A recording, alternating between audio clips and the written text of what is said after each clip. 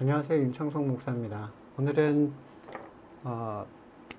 마태복음 18장 20절 두세 사람이 모인 곳에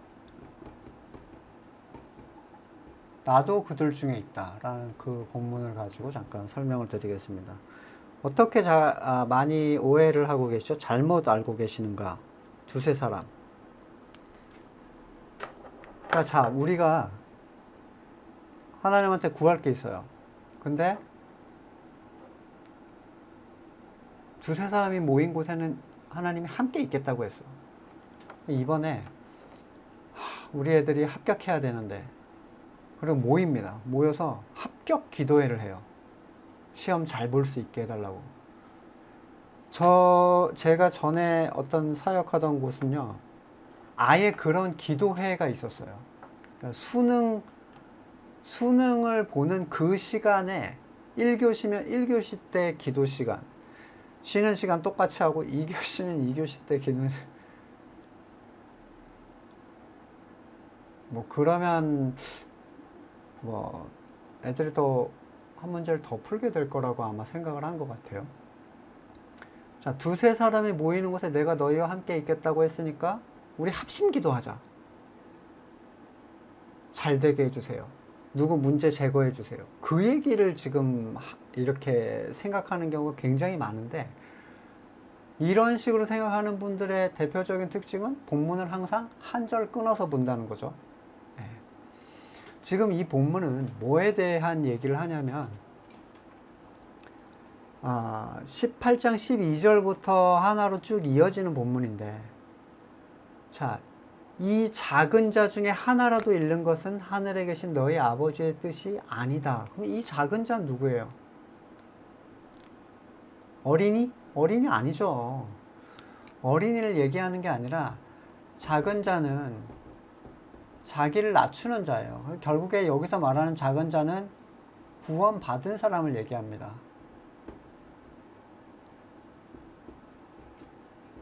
작은 자에 대한 설명도 좀 있어야 될 것 같은데 이 부분은 나중에 떼서 얘기를 하고, 구원을 받은 사람. 그러면 구원받은 자라는 건 어떤 사람이에요? 그리스도의 지체가 되어 교회가 된 사람을 얘기합니다. 교회가 된 사람. 그쵸? 교회가 이렇게 서로 연결돼서 하나의 지체를 이룬다고 했죠. 시간과 공간을 초월한 하나님의 그리스도의 지체라고 했는데, 자, 이 사람들에게 이렇게 얘기를 해요. 진실로 19절, 18장 19절 다시 너희에게 이르노니 너희 중에 두 사람이 땅에서 합심하여 무엇이든지 구하면 하늘에 계신 내 아버지께서 그들을 위하여 이루게 하실 것이다. 그러니까 19, 20이 이제 5회 본문인데, 자, 하늘에 계신 내 아버지께서 무엇이든지 구하래. 그러니까 제한이 없는 거예요. 지금 이 본문 속에서는. 그쵸? 그러면 땅값 올라가게 해주세요. 로또 맞게 해주세요. 한국이 축구 이기게 해주세요. 롯데자이언트가 한국 시리즈 우승하게 해주세요. 이런 거 해도 상관없다는 거죠. 그런 걸 주장하는 분들은. 근데 그분들이 오해하시는 게 뭐냐면, 이 작은 자라는 이 특징을 이해를 못하고 있어요. 그리고 이 작은 자들만이 교회가 되는 것이고, 그 교회 된 자는 무엇을 구하는지를 몰라요. 보세요. 교회가 됐다는 건 뭘 구한다는 겁니까? 머리의 뜻을 구한다는 게 교회 됐다는 거예요. 여러분, 무엇이든지 구하라고 했다고 이렇게 내밀면은 아예 교회 자체에 대해 이해하지 못하는 거야. 손이 내 뜻이라는 게 어디 있습니까? 내 뜻이 있으면 얘는 분리되는 거예요. 온전히 머리 안에 있기를 소망하고 지향할 때 손은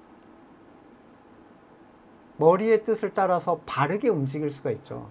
그러면 지체되었다는 건 뭐냐면, 내 뜻을 이렇게 구하는 게 아니라 여기가 어떻게 해서 이쪽으로 바르게 지혜를 주고 이끌어갈 수 있는지를 구하는 거. 그래서 아버지의 뜻을 구한다는 개념이에요. 교회는 아버지의 뜻을 구합니다. 교회는 머리의 뜻을 구해요. 그렇기 때문에 무엇이든지 구해도 하나님이 들어줄 수밖에 없어요. 왜냐하면 그게 하나님의 뜻이니까. 두세 사람이 모였다라는 거는 지역교회를 얘기하죠. 그쵸? 지역교회를 얘기해요. 여러분, 인위적 교회가 있어요. 인위적 교회 안에 수많은 가짜 성도가 있죠. 가짜 성도라는 건 뭐냐면 거듭나지 않은 사람들, 복음이 뭔지 모르는 사람들. 근데 그 중에 한 사람이 깨어났어요. 이 한 사람이 깨어나서 혼자서 신앙생활을 할 수 있겠습니까? 뭐만 하려고 그러면 얘네들이 다 죽일 듯이 덤벼드는데?